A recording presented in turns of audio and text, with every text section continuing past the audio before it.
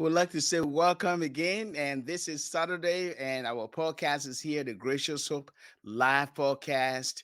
And today, our focus is going to be on the Liberian dual citizenship. Now, there are many of you out there who know a little bit or more about the dual citizenship that was passed into law by our national legislature. But there are some missing pieces that seem to be very complicated or implicating for a lot of officials, that is government officials who are occupying high echelon of power of influence. And as you know, recently there was a case against the current uh, speaker elect, Jonathan Fonati Kofa.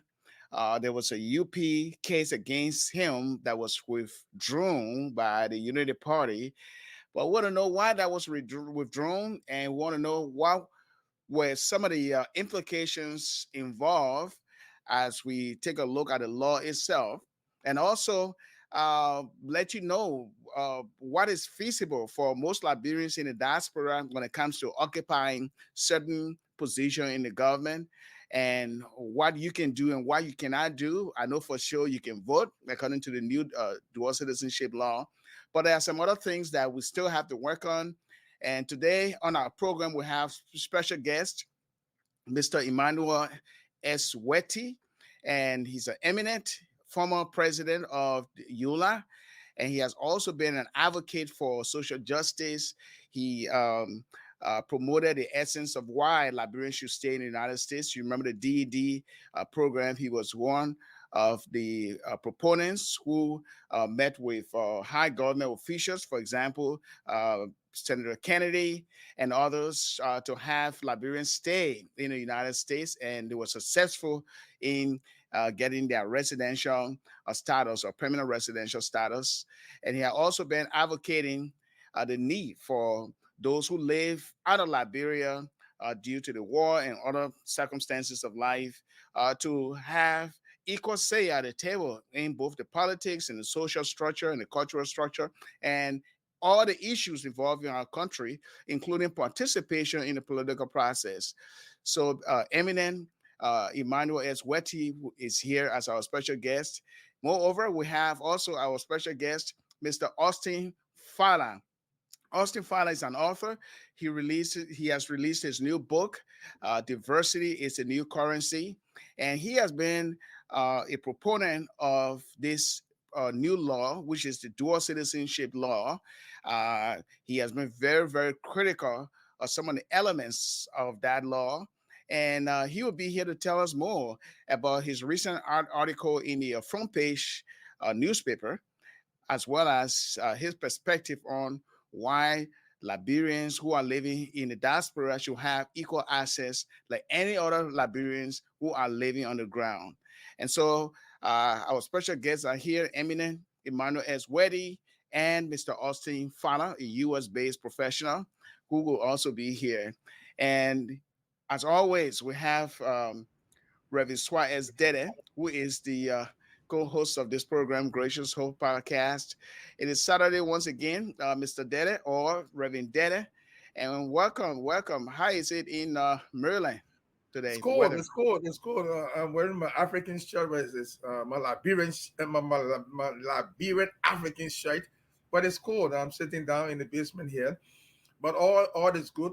This is the day that the Lord has made. We rejoice and be glad Rejoice and in it. be glad in it. As always, brother. As always, because God allowed us to see this beautiful day and with our friends, Wetty and Fala. These are people we've known for years now, especially Fala. He's a friend of the media from I would say from yesteryears in Liberia. So I'm not surprised that he's coming to discuss this topic today. This is a very critical and a deep topic. It takes time to we cannot discuss everything today. We cannot promise that you and I cannot promise that we can discuss all of the facets of this dual citizenship thing, because the dual citizenship discussion is in lieu and it's attached to discussing the 1973 aliens and nationality law of Liberia, and so that connection is there. So I hope we can look at the 1973 aliens and nationality law and bring it side by side with the Constitution as well as this dual citizenship law. And I look forward to this discussion today, and we are glad to welcome our two friends.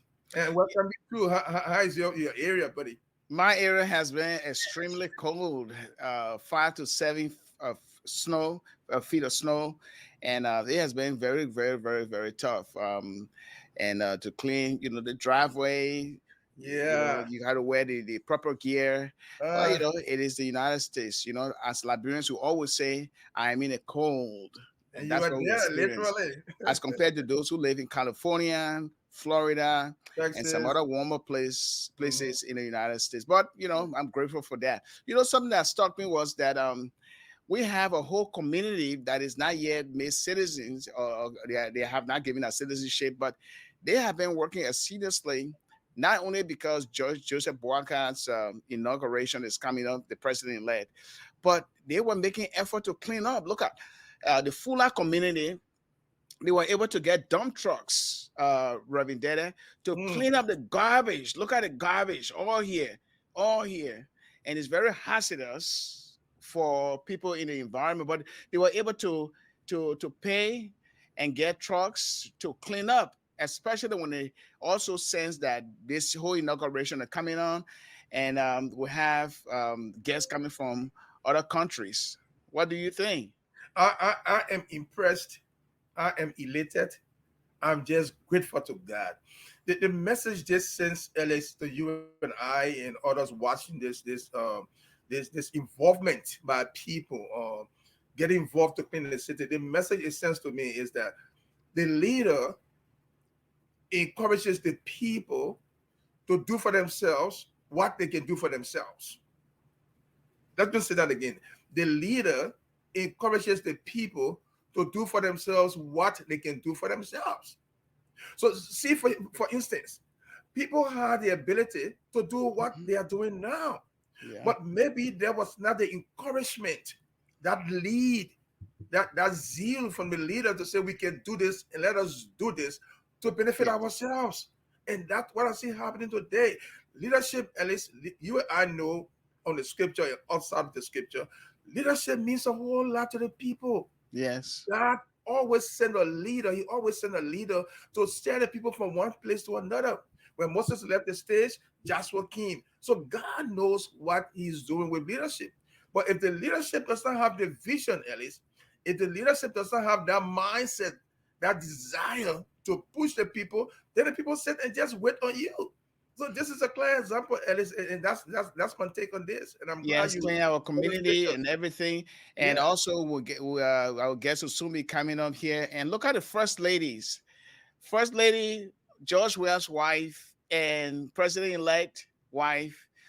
They both walking side by side, holding hands. And this is a very elegant pictorial for anybody to see our democracy, how value it is, and how Liberia is growing gradually. And I love these photos. And the prior photo that we showed with the cleaning up, it was the courtesy of our brother and friend, Mr. Tia Doma. And this one, I got this from Instagram. So whoever post this, credit to you, okay? Just to be Yes, fair. Yeah, indeed, this is a indeed. very nice looking picture here to see our first lady, the incoming and the outgoing, working together hand in hand. I mean, it's a matter of unity. I see that here, and it sends a signal to future uh, politicians who like to occupy such position to see how the need not to, have a grudge or hard feelings when you don't win, but you pave the way for the next person. You paved the way. You were, and you see, with all due respect to people who have their own political differences, let's give credit to President Weah. He has played his part to present himself as somebody who really won peace. People can have their own interpretations and their own look on that, but the leader, it comes down to the leader again. There were a lot of people who had their own feelings about the elections, the Hmm. counting, and the results. But he led the way to tell the people, look, this is elections. We went to the elections. Somebody has won. Let's concede and move ahead. That is what leaders do. I'm not saying he's perfect. None of us perfect. Not even President Walker is going to be perfect because we all have fallen short of the glory of God. But thank God for the grace of God. So all of us have our shortcomings. But let's give President Weah this one. He did it. He has proven it. And I would not be surprised, at least, when President Weah is all over the world, ambassador for democracy, preaching democracy. So I would not be surprised. So I'm glad that it's our president who has done this. His wife, the incoming first lady, all hand in hand. That is a blessing for Liberia. So we pray for continuous peace and blessings upon our country, so that we can once more enjoy the nation that we know. And we know the culture we grew up in. Mm-hmm. We can talk about that all the time, but not today. But bless God for this time, and let's pray that it continues, Alex. Once a Liberian, always a Liberian. And we are so excited or delighted here to bring on our special guest, eminent Emmanuel S. Wetty, chairman of ICARD, and of course, the dual citizenship he has been advocated for all along through the years, and he's still advocating. And he's a patriotic citizen of our country and former president of EULA. And also, we have our US based professional, Mr. Austin Fala, an author of Diversity is a New Currency. And he joins us here as well. We'd like to say welcome to the Gracious Hope Podcast. Welcome. I welcome everybody too from the Dwarfisher land and everybody that's watching. I want to say thank to you too. It's always an honor to be in your presence, Pastor, and my dear brother friend Alex. And Austin, it's also good to always be in your cycle.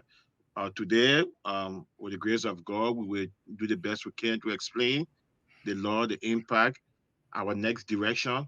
And before we proceed, I want to join Pastor to say thanks to President We are and all of the members of the 54 legislature, all of our supporters, including Councillor Ajibo Bonar, and all of our partners in Europe and everywhere, and in America, and everyone who has supported us through this whole effort.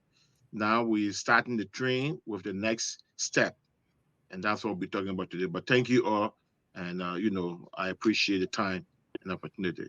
Uh, Eminent Emmanuel Elwood is my name. I'm the chairman of ICAR. ICAR is the All Liberian Conference on Dual Citizenship. It comprises of EULA, AFLA, Liberians in Canada, Liberians in Ghana, Liberians in Australia, Colosua, Liberian Advocacy for Change, and Liberians in Ghana.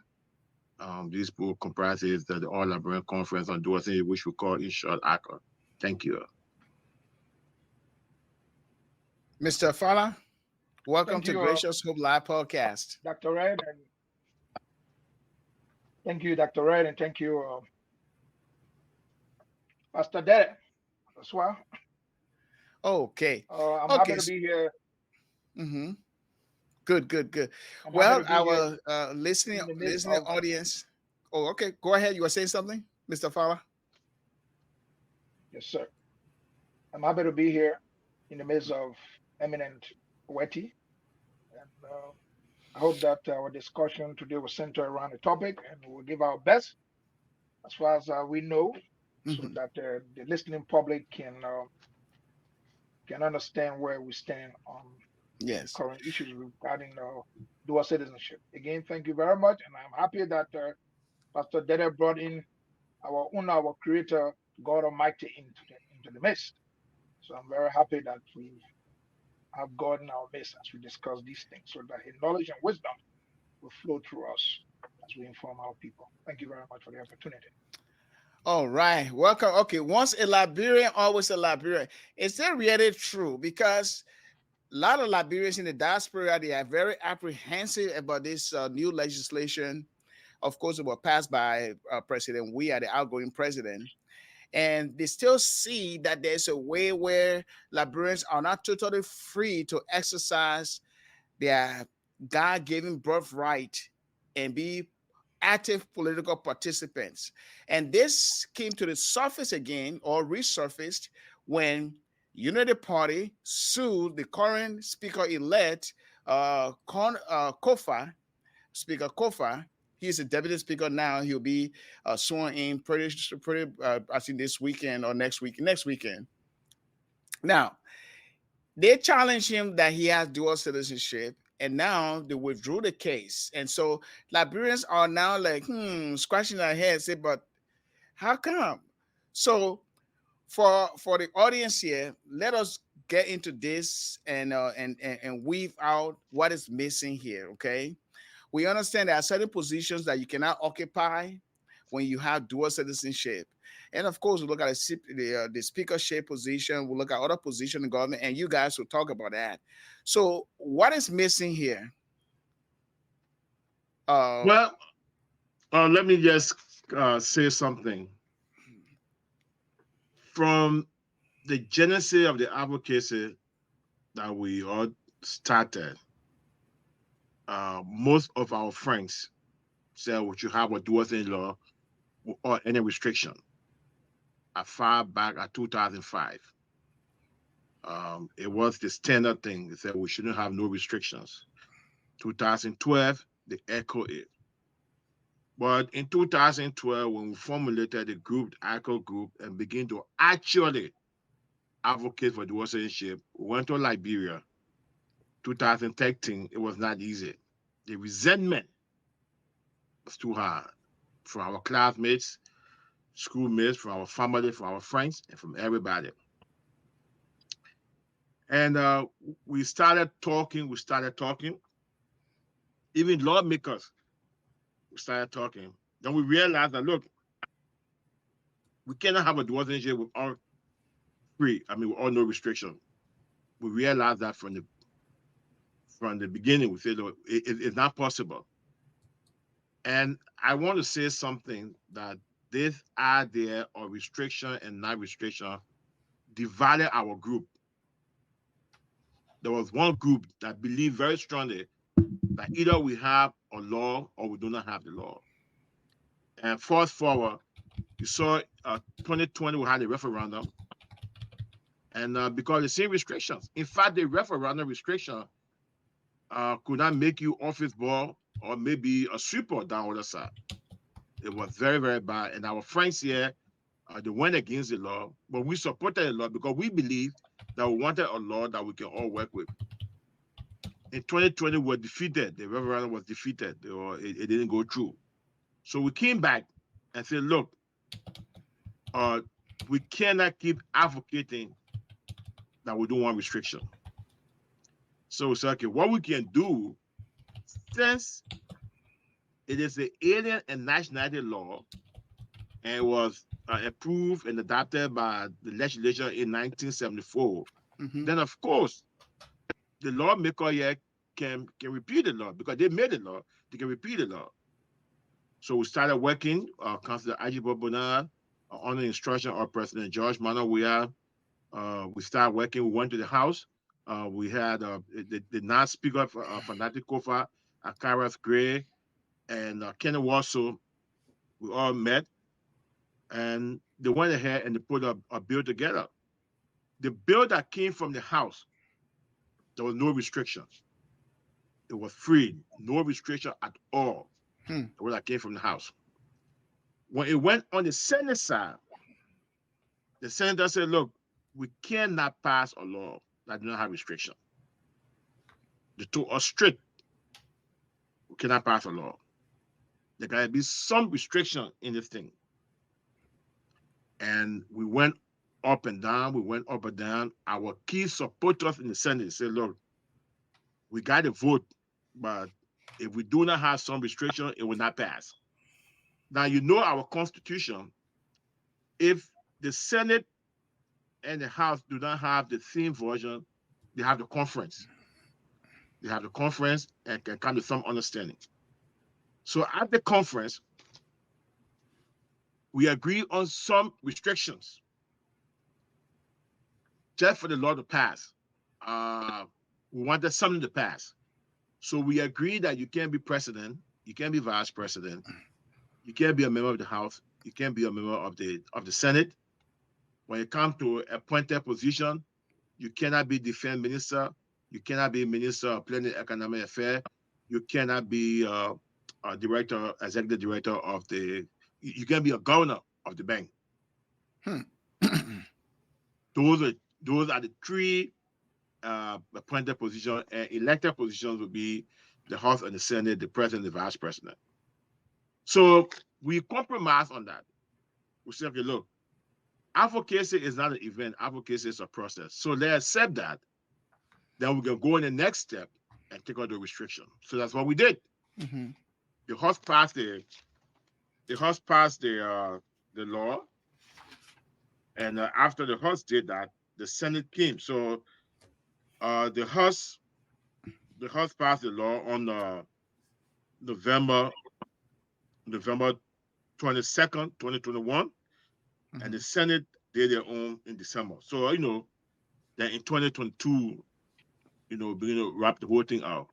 So the restriction, we already knew about the restriction, but the restriction was to have the law passed.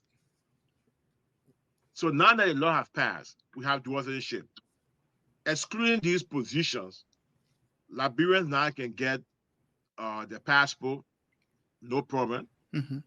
This going election, about 5,000 Liberians voted in this going election, so they impacted the political process. Liberians can purchase land in their own name. If you have your Liberian passport, you can travel. You don't need visa to go to Liberia. Travel your Liberian passport, and when you get to Liberia, you can have them stamp your American passport or Australian passport and come back. So our next step is to work with our friends in the House and Senate Mm-hmm. and work with the Administrator Brecker, who too is a dual citizen advocate, and to see how we can remove those restrictions. And the funny thing about it is that, look, in every opportunity, there's something good come from other it. Or the selective attack and the political attack by the UP on a congressman or representative Fanatic Kofa Mm-hmm. was not right. You Why know, so? Why was that uh, right? first thing is that in 2000, in 2000, 2019, December 23rd, the Supreme Court made a decision in the Jallo case. Jallo, 2017, March, Jallo had filed a case in the Supreme Court after he wanted to apply for a passport and they denied him. And our Constitution says that you cannot deny anybody entitled to due process. So Jallo went to the Supreme Court, and the Supreme Court sided with Jallo December 23rd, 2019. Supreme Court said that, look, everybody is entitled to due process. One is a Liberian until a court of competent jurisdiction can say you are not a Liberian. So the other thing is this: it's only the government can question the citizenship, the government of Liberia. It's not any party, any group of people. So Mm. if UP can do it, that means LP can do it. Anybody can do it. So it's only the government. So even by way of standing, UP doesn't have a standing in the case. But in Liberia, anything is possible. The case was not going to go anywhere. The case was just a joke. It was just a smoke, and it was politically motivated, and that's why they found reason to withdraw the case. And besides that, you want to open a whole can of worms, a can of passport. Do you know how many you people have supported the party to win? So if you start with fanatic for confirmation hearing is coming. Be ready. They're going to ask for everybody passport. So to cut short, we are very thankful to the leadership of UP, and those are our friends in UP and everybody around that put pressure to make it find reason. And we are thankful that once a Liberian, always a Liberian. Our next step is to work with President Brecker and administration to have the restriction removed. Mm-hmm. Okay.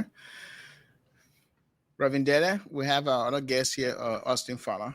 Yeah, that fella, go ahead because we really want to hear from our two So, guests. Mr. Fowler, what do you see and let us make our answers, shorter, so because we have, enough time, we have other issues too regarding the citizenship. Mr. Fowler, where do you see the current law fall short, and where do you see the, according to Mr. Wetty in one of his posting, duplicity? Where do you see that duplicity or hypocrisy? Let me put it that way. on the side of the lawmakers themselves, and all those that are already in position of influence. If you've been following me, a few days ago, I released two articles. One, I talk about financial and moral corruption. And the second one, I talk about the dual citizenship law is ineffectiveness on the Liberian and how the hypocrisy, like correctly stated. I'm happy that because I came here, thank God that my valve has been reduced by eminent Wetty, that they are working on seeing to it that that version of the law that talks about those of us or those who have citizenship. I'm a U.S. citizen. I won't lie. I won't deny that. I'm a U.S. citizen because you know you cannot be a sheriff if you're not a U.S. citizen. That can never happen to a Liberian. So I'm a U.S. citizen. I openly say it. I openly say this. So what you let me just say thank you to you. You brought me down a little bit because I came fully prepared to engage. Thank you, Austin. I'm happy that you say you're working on. Oh yeah, Kim, I'm very happy that you guys are working on it to make sure that those portions that tend to, let me say, separate us from our brothers home have been taken away. But let me go back to the dual citizenship. In 1980, remember there was a coup and People's Redemption Council. The Constitution was abolished. Everything that associated with that Constitution was abolished. So you notice one of Jallo's argument was that. Then a new constitution came in, which of course in that constitution, once a Liberian, always a Liberian. I was born a Liberian, I would die a Liberian.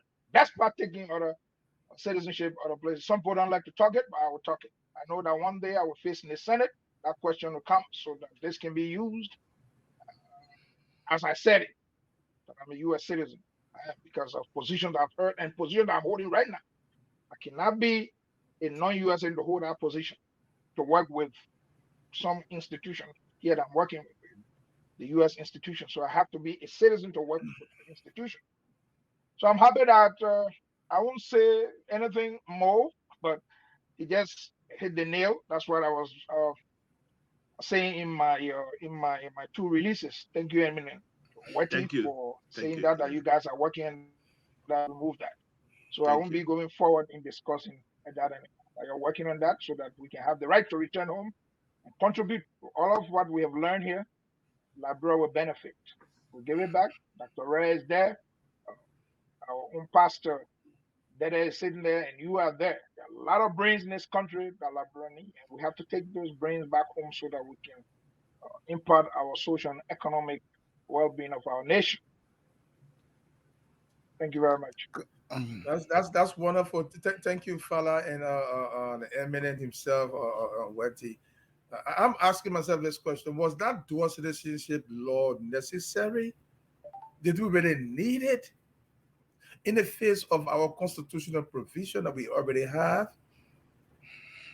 When I look at chapter 4 of citizenship under the Constitution of Liberia, I've been reading 27 over and again. Eminent Wetty, I know you read it before, and maybe Father has read it. For the sake of our listeners and our viewers, I'm going to read Article 27 of Chapter 4 of Citizenship of the 1986 Constitution. It says in Section 1, let's say Section 8, Article 27A, all persons who, on the coming into force of this Constitution, were duly citizens of Liberia, shall continue to be Liberians. Everyone who was citizen at the time of the 1986 Constitution coming into force will remain citizens of Liberia. Be it that says, in order to preserve, You're right. foster, and maintain the positive Liberian culture, values, and character, only persons who are Negroes or of Negro descent shall qualify by birth or by naturalization to become citizens of Liberia. Not only that, Section C says, and I quote, the legislature shall, adhering to the above standard, prescribe such other justification or qualification criteria for the procedure by which naturalization may be obtained. So in the face of this Such provision order. of the Constitution, we can also look at Article 28, but I won't go there now because it has another flavor to that. But in the face of Article 27 of Chapter 4 on the citizenship, did we really need this dual citizenship? Eminent Weti and Fala. No, Reverend? I would say no. All right. You said the law I would came in say the no. States, right? Yeah. Okay, that's Fala fine. says no. We Okay. got it. That was an emphatic no. So, Okay. Eminent Weti, in the face of this So constitutional let provision, me elongate on what when I say no. Okay. Go Remember, ahead. the Constitution says shall prescribe order. It didn't say shall abolish, shall prescribe order, not behind, forward. Forward. yeah. There was no need. Prescribe law for nationality, for order. I'm already a citizen. You're not prescribing law for me, for others who will want to become Liberian nationals. That's why I plainly say I'm a student of law. That's why I plainly say it's clear. So whomever did what they know why. Like I said, we are grateful to Weti and his people for fighting to make sure that we go back. But one thing I can tell you, I entered that soil. I'm a Liberian. No one can take that from me. If a Jewish citizen comes to America, he becomes American. Once he hits the soil of Israel, he is a Jewish citizen. He leaves from here, a Mexican citizen, enter Mexico. Whether they're American citizen, they are Mexican. You think why Ted Cruz was running away with his family to Mexico when the Ebola, when the COVID was getting heavy? Why do you think he was taking them? Because he knows the law. That's why I said. So let's keep that behind our mind. It was not necessary, but for we agree that now they have done it. Now it's in their court, like what you said. Now they will see what they can do. You see, time trap not for rat alone. See what the trap has done? Started grabbing its own babies. That's why the UP had to run to, like he correctly stated. If you force that thing, then some of us who names are coming will appear before they say, but Father, your own people, yeah. So there you think. Bring your thing, let's see. What will I say? Nothing. Nothing. Because I'll be guilty of that. So that's what I said. Moral corruption is more dangerous than financial corruption. More dangerous. Because before the person get engaged into financial corruption, it has to be playing a man. That means the person is morally corrupt before they become a financial corrupt person. So that dual role they've played, thinking they were so smart, now they're hanking themselves. So we just want to put that behind us so that we can move forward as Liberians, so that we can go back home and impact our country. We've been here too long. We want to go back home and impact our country in whatever role necessary. I'm a Liberian, I will always be a Liberian. I will die a Liberian. Maybe if I come back in another country, that's it. My mother is a Liberian, she dies a Liberian, my father dies a Liberian, buried right there in Bangma, in Firestone. So I'm a Liberian. And who knows, one day I may be taken back there too. And that it. Who knows? I don't know. Only God knows. So the main Thank you very much. the main issue is that why the restrictions pretty much kind of defeat the purpose of the prior law. Let me know. Go ahead, Eminem. Let me know what this issue too. My brother father said no, and I respectfully submit to you that I disagree. And let me go ahead and explain. In 2014, you can Google that. In 2014, President Eddie Johnson Sirleaf nominated Dr. Elizabeth uh, David Ross. From You can TC. Google that. She was the president of the Tubman University. President Sirleaf appointed her to be Minister of Education. She went for confirmation hearing. As part of the question of confirmation, they asked her whether she had an American passport. She said, yes, I have an American passport. The confirmation hearing was stopped right there. They said, we cannot proceed because according to the Alien and Nationality Law in 1974, Alien and Nationality Law, you are not a Liberian. They asked her that whether she could go to the president, and the president of Liberia has the right to make you citizen. She said, I'm not going to go to President Sirleaf to make me citizen. I am a Liberian, and that's it. And I have an American passport. If you do not want to proceed, you don't want to confirm it, I'm okay with that. So she was rejected. Hmm. In 2014, you can Google that. Dr. Elizabeth Ross Davis, who was president of Stanford University, she was rejected by the Liberian Senate. So that was even prior to our advocacy. Our advocacy started in 2005. You know, everything was quiet in 74, 73 years onward. The law was put in place in 1974, but nobody said nothing. It was very quiet. It was kind of What it was it 74 or 73? the law. The law was changed in 1973 and approved in 1974. Okay. Yeah.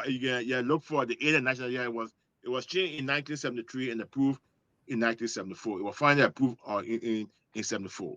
Yeah, So I just need that clarity for the audience too, because yeah. the The law law is was said in 1973, the aliens and nationality law. United law. Yeah, Understand? but then Yeah. it was approved in 1974. Yeah, the Alien Okay. National Justice. Yeah. So the law has been very silent. Nobody said anything, you know.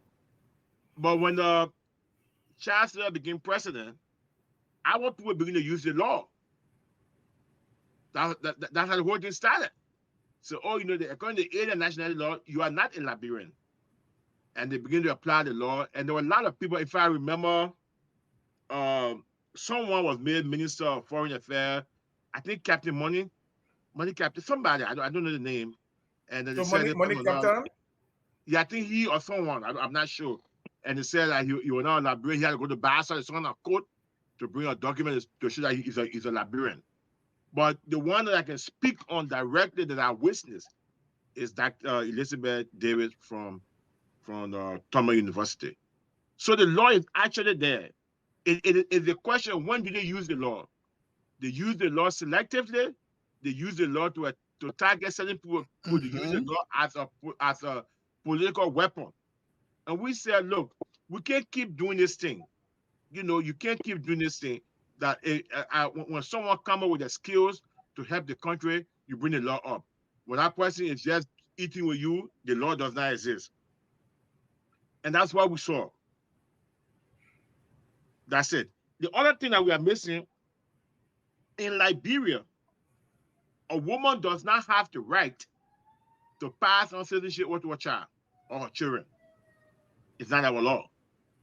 This new law signed by President Weah, any child that is born by a Liberian mother is a Liberian citizen at birth. Immediately. Now, if you want to challenge it, you can also Google stateless children in Liberia. You will see that the children whose parents were Eskimo, they're in Liberia, they don't have fathers. You just Google it, you will see a whole lot of reports about stateless children in Liberia. This law makes them citizens of the Republic of Liberia because their mother can make them citizen. The other thing that this law have done is that Liberians can travel freely with their Liberian passport. You have your Liberian passport, you can get on the plane, go to Liberia, they stamp your American passport or your Canadian passport, you come back home. You don't need visa. The this going election, about 5,000 Liberians voted, actually voted in the election. And I gave the dad of Mhm. clip, that he can play it, so the public can see the impact of this law. So I hope that it's just a 5 minute clip. You can play it and let the public see. So that's what happened. That's what make it necessary. Because if it can happen to Dr. Elizabeth David, it can happen to my brother Austin father. It can happen to anybody. So we have proof. That's why So, give us the oxygen. That's why give us the thing to make sure. And the other thing is this: if you go back, you said that you want to know more about the alien nationality law. If you go back to that law, section 22.1, section 22.2, one of them, it says that if you naturalize in another country, if you fought war in another country, if you voted in another country, if you announce the Liberian citizen in another country, you're no longer a Liberian. According to our constitution, it says that only a Liberian can own the land. Only a Liberian can own the land.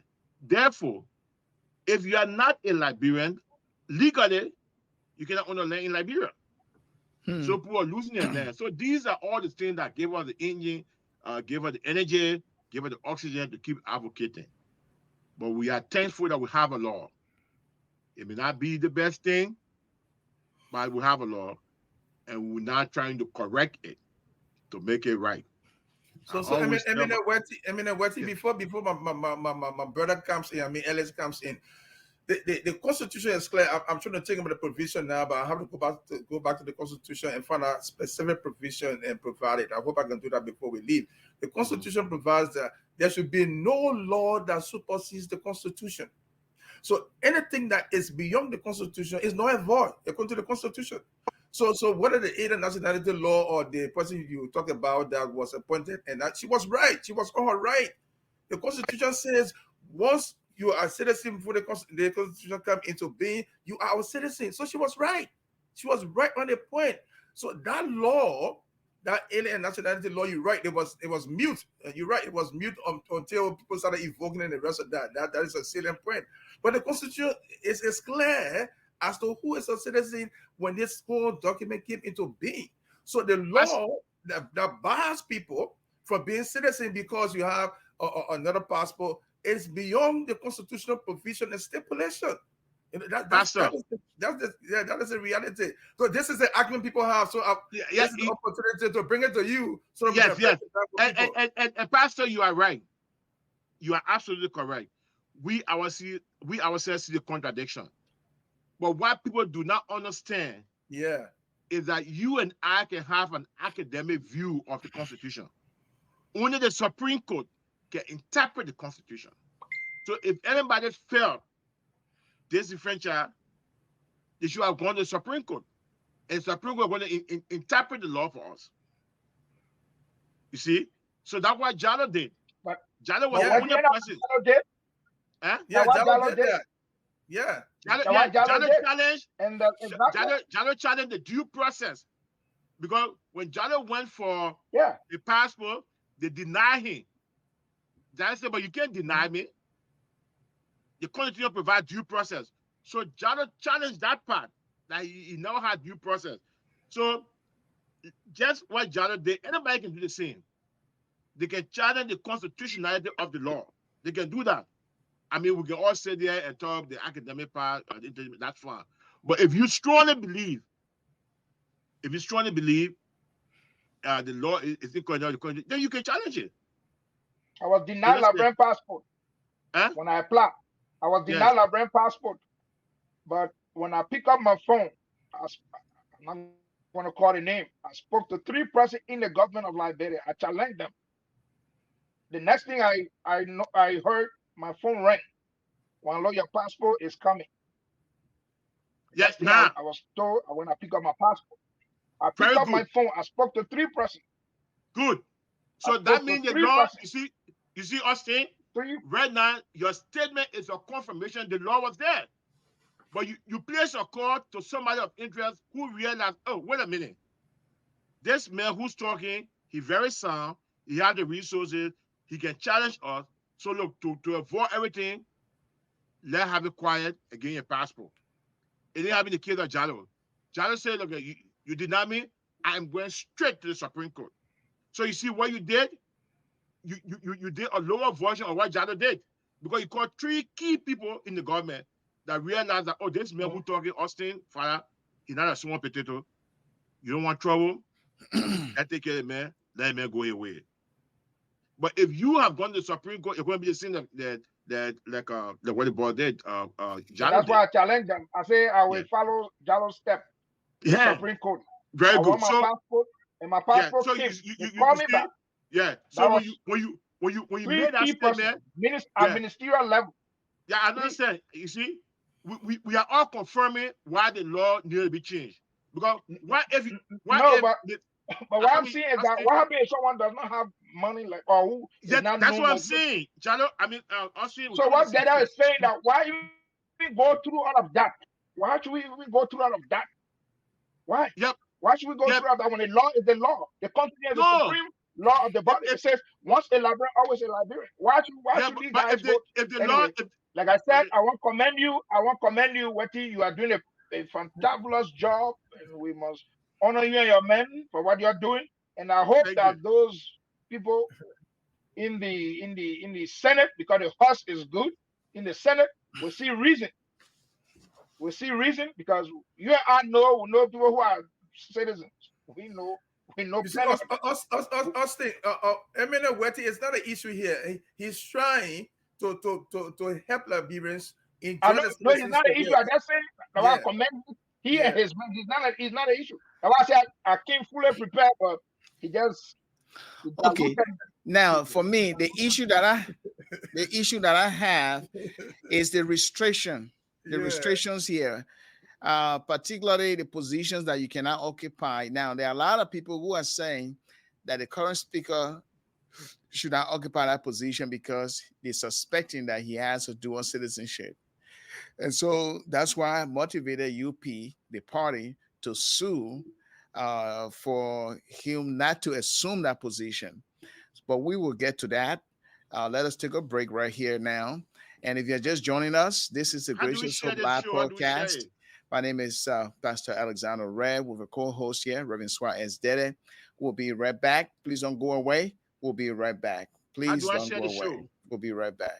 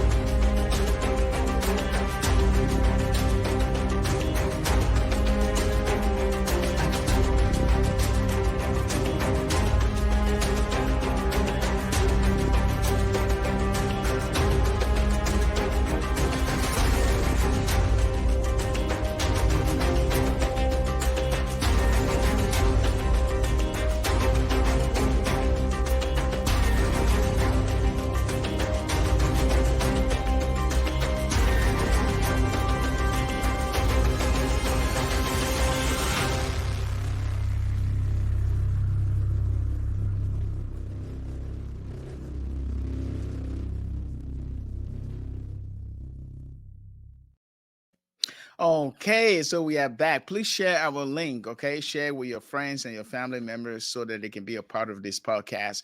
We are here every Saturday, 3 p.m. Eastern Time. That is 3 p.m. Central Time, 4 p.m. Eastern Time. And if you are living in Liberia, we are always here at 9 p.m. your time. Share this link, okay? And you can find us on YouTube, Facebook, a group page, as well as some other um, Facebook, that is Facebook, Vision TV, Power TV, as well as Esteem TV. You can find us there. And also on our profile pages, you can also get a copy of this program. But it is interesting that we are talking about dual citizenship. I mean, I live in the United States. I've been here for almost 30 years. I don't know the rest, including Reverend Dede. But we believe that we should have a say in the political process. We should have a say in issues that affect the destitute people of Liberia. We should have a say to any policy that is unfair. We can also seek justice as well. And we know that due process is there, but my take here on this is that the restrictions that are applied within this dual citizenship legislation is where we need to look keenly as all Liberians, because there might be a rationale for restricting people who have dual citizenship to occupy a bank governor, that is a national bank governor. You can be a defense minister, which has to do with security. You can be planning, that is the economic affairs ministry. You can be president, you can be vice president. And I believe, if I heard Eminent Wetty well, I think he said you cannot be a senator, or you You cannot can be hold elected offices elected offices, so That, representatives and and senator. Yeah. senators too. But we Yes. have people who are already elected as representatives and even senators who have dual citizenship. So we Well, see some Pastor, hypocrisy we don't going on. know that yet. We don't know that. We can accuse Well, people. we know. We don't know. Yeah. We assume we know, and we assume we don't Okay. know, Yeah. but So let's use we that word know. assume. Yeah. I mean, Yes. because Okay, I'm one is a assuming. Okay, Liberian. One and is a Liberian. Take a competent jurisdiction okay. in our So Liberian. now, So but at I least don't really we can don't buy. assume. Yeah, I don't really buy this idea that only the government can bring lawsuit against a public official who occupies a position and he has a dual citizenship, whereas the law says that no, he should not be in that position. I believe civil lawsuit can be filed by any Liberian citizen who has interest to save the state and also to save the law, that the law should be applied to everybody because we are all equal before the law. So this whole thing about due process and only the government can file this and file that, so the UP case did not have any merit, I don't buy that. However however I am also amazed how people have been talking about the new speaker elect, Jonathan Funati Kofa. This man has, what would I say? He has weathered the storm. He's a Christian, okay? I know he has some tough time when he was here. He went through some issues and all of that. And for me, I strongly believe in God's grace. Okay, I believe in redemption, and I believe that because of his leadership all along, there are many friends and colleagues in both the Senate and the House acclimate to him. Okay, and to see his leadership, he was elected deputy speaker.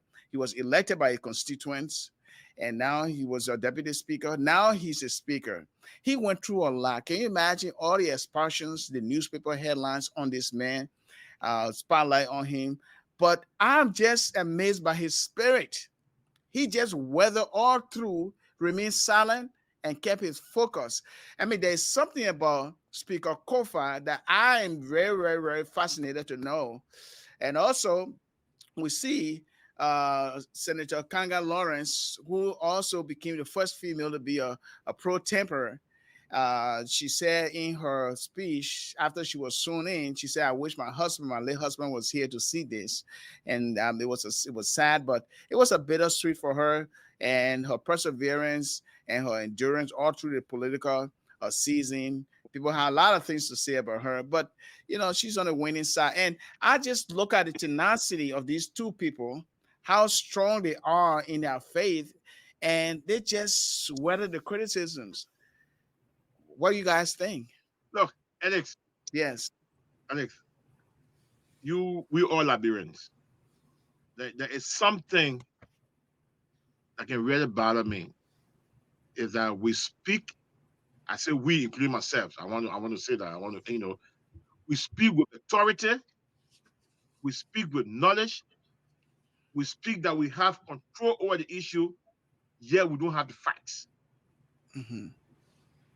It's very sad. Look, sometimes when people talking on Facebook, when people making an issue, you wonder what the facts coming from. But it is easier for somebody to enjoy what is against another person than to say, okay, let me take a second thought. Mm-hmm. Look, Liberians always look for something to talk about, to target somebody if they don't like you. If they don't like you, they will make up, and they're so persuasive Mm-hmm. to say that if you don't take a second thought, you say, oh, wait a minute. With the technology of AI, with IT technology around, I can do a passport and put your picture on it. Mm-hmm. It's a simple thing. People make up news. Whereas in the Kofa is an honest and a decent man that serves his people. The same way with pro tem our young Kanga. People wake up and make up all kinds of news. They are the American citizen, they are this. When do you realize that? After Mm-hmm. eating bread with the president, after having going to church with the president, now that they're trying to be elevated, oh no, you can't be. You can't use the issue of citizenship as a weapon. That's the reason why we are going to work with our friends in the House, in the Senate. We are going to work with the president to remove those restrictions. And let me tell you something. I met Representative Speaker Kofa. He's very sound. He's very precise. He listens to what you say. He's not somebody when you're talking, you talk. He listens to what you have to say and he respects your view. He's a man that when you're talking to him, he's welcoming. You feel comfortable in his environment. So for me, I knew that that case was not going to go nowhere because legally, I can tell you, I'm not a lawyer. I mean, Austin is here. Maybe you can agree or disagree with me. You know, it's only the Republic can challenge another person's citizenship. If we have every Tane, every Tape, every Kofa, every Musu, Mm-hmm. every Jackson, every Catherine, every Jackson challenging each other's citizenship, how we live. So, to the best of my legal knowledge, and I said to be corrected, is the Republic that can challenge anyone's citizenship. And UP never had no standing in the case. I stand corrected. Yes. So Go let ahead. me Yeah. let me So, add to so that. I mean, Wetty, I want you to do me a favor. Okay. I'm going to read this provision in the Constitution. It applies to something else you mentioned, and I think it came into the discussion briefly. It's Article 95, and it says, the Constitution of the Republic of Liberia, which came into force on the 26th day of July 1847, and which was suspended on the 12th day of April 1980, is hereby abrogated, period. And I said, notwithstanding this abrogation, however, any enactment or rule of law in existence immediately before the coming into force of this constitution, whether derived from the abrogated constitution or from any other source, shall, insofar as it is not inconsistent with any provision of this constitution, continue in force as if enacted, issued, or made under the authority of this constitution. If you understood what I read clearly, how do you see this particular provision? Look, Reverend, like I said to you, we do understand that No, this the is different from the other one. Just something else I want to just introduce based on the comment you made about the 1847 Constitution being totally put aside when the 1986 came into place. So I just want to make sure we clarify this before we leave, no, because no, no. Uh, I said my comment was only on the alien nationality law. I relate to the Constitution. And okay. I also believe in my little mind of legal understanding is that the alien nationality law is in contradiction with the Constitution. I do believe that.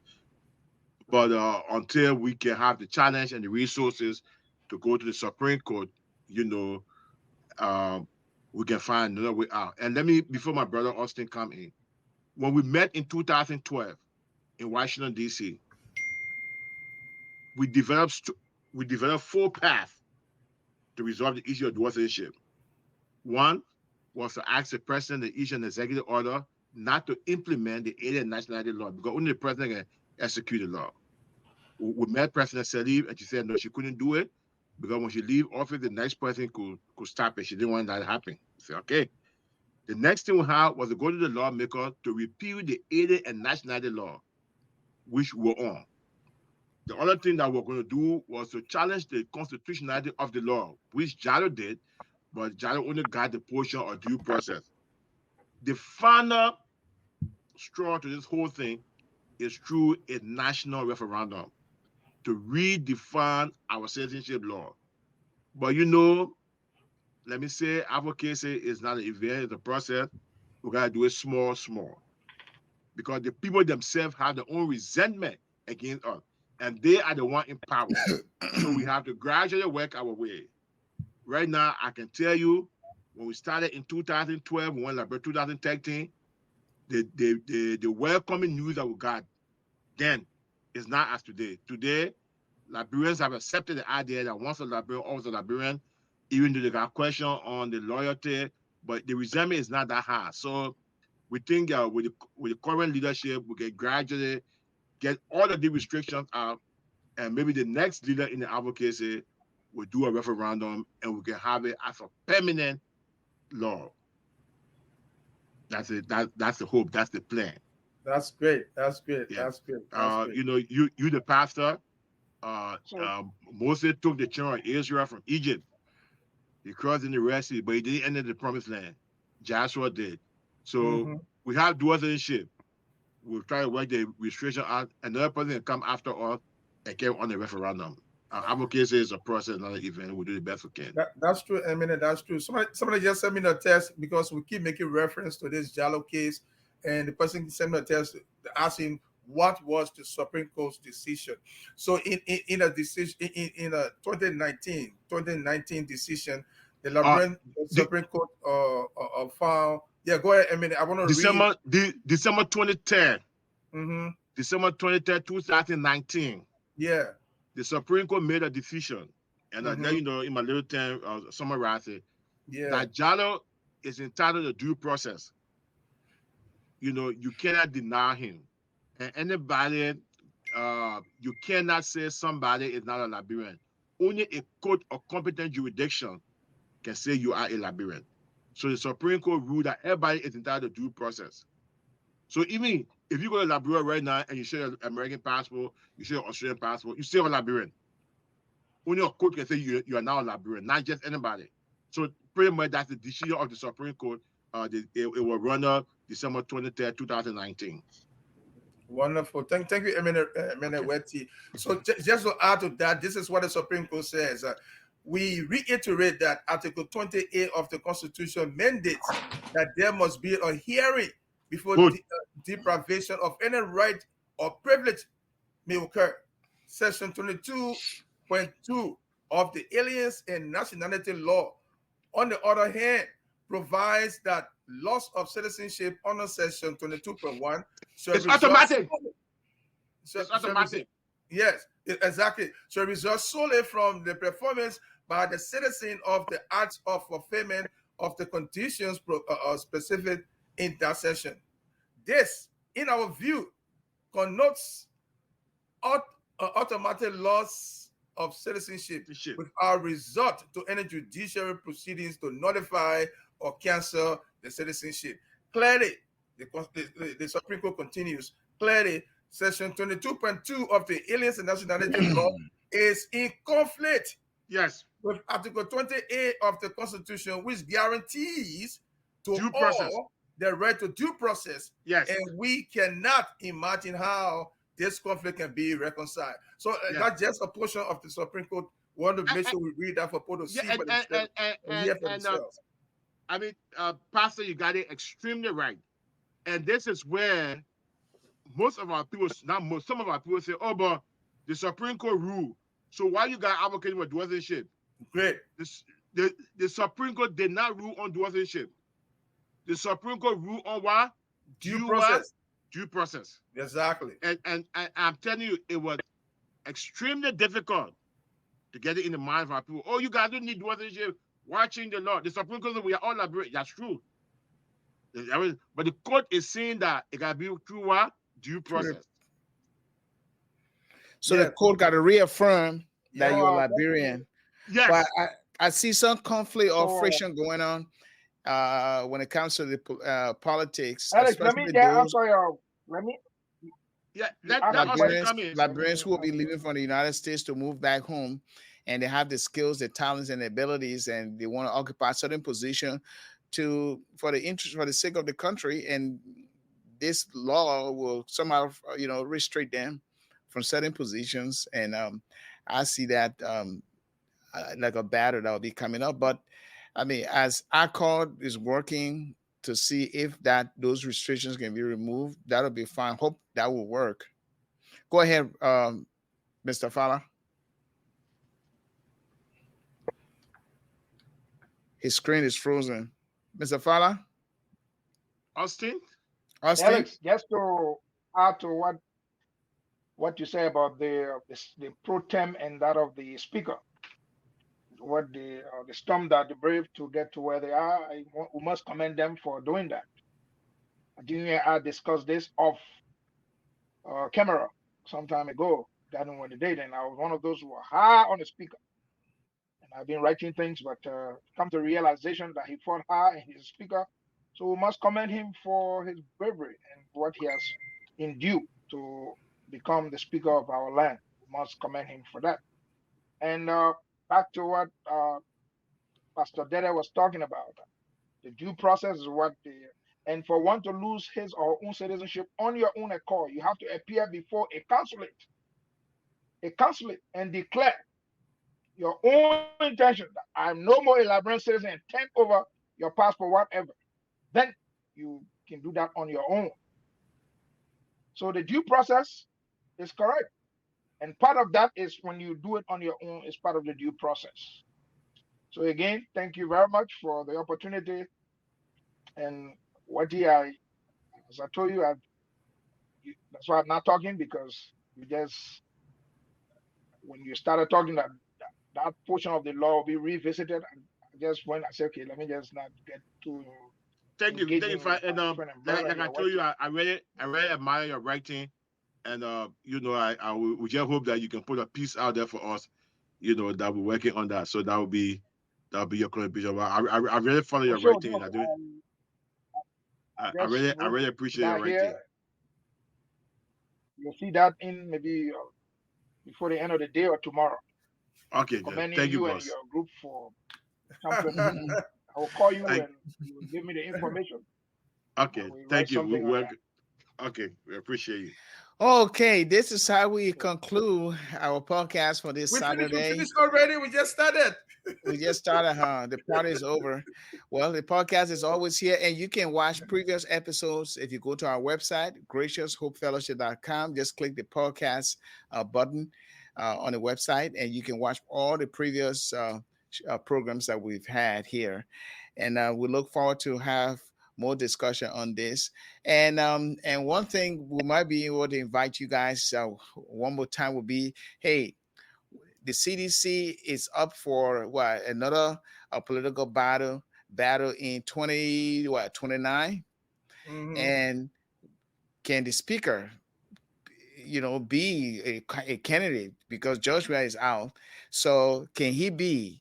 I mean, I know it is a political fight that will be going Yeah, on, you know but that, man. You know that. all those who out there writing and saying that Speaker Funati Kofa is not qualified to be a speaker, and they have a lot of stuff to say. There's no law, Liberian law, that bars him from where he's at right now, and there's no Liberian law that bars him from even running to be president in the future. So let us be aware of that. And if people believe in his leadership, Even me, as no Labrador law by me from majority be president. majority of his colleagues believe in his leadership, who knows, he could muster the courage to lead this country one day in the future. I know some of you will be like, this, but that's what I see, because there's no law. We have to go by the facts of the law, the facts of the law. We can write anything we want to write about anybody, but at the end of the day, let us also remember that we are all children of God, and God has given us grace. Through His grace, we are saved. Let us give someone else a second chance. Give them, show that grace and that love and that compassion as See, well. legal opinions are based on two things: facts and law. Yeah, but grace is also there. Even the law, even though the letter of the law, we can judge Well, people, grace but at the cover same everything. time, Grace cover Christ everything. says, "Judge not, or ye will be judged." We got to look our own conscience too, though, before we judge others. We'll Anyway, go into. We're not going to that's discuss the how we Bible leave here for because now. we got more we that we we have behind that thing. So not we to be that. I mean, we're advance not civility criticize to nobody. politics, but So let's lead that one. Let's leave that. We'll not judge anybody. We'll not judge anybody. So if Mr. Austin Fowler becomes a final minister doing his grilling at the Yep. Senate, we're asking the question: you're a U.S. citizen, and you were a former sheriff in the United States, so you're disqualified. Why would you want to be? Why would you want to take up this position that you know very well that it is against our law? I mean, prepare for that answer, because you I can't see, hear you. and I hope ACOT is going to do that best. But these restrictions, I He believe, can't we hear should be you. removing we can hear everywhere. you. He can hear you. He can't hear you. Alex? Y'all can hear me? No, we can hear you, but Austin said he wasn't hearing you. Oh, can you hear me now? You can hear me. Okay, that is This your phone is wrong. connection, Yeah. though. But we already ended anyway. We already done. Anyway, we ended. I can't But hear you. anyway, I'm Can't just hear saying you. that because there are other people who are denied unfairly because of certain position, high all the skills and credentials, they high everything, but then some of the colleagues, for some reason in their mind or rationale, they deny them. And this whole thing about all Liberians, from America will come and take our job and all of that, oh, forget about that. Come on, it's our country. Once a Liberian, always a Liberian. Let us always remember that. When we come back home, we want to work with you. We want to work to have a better Liberia, a better society.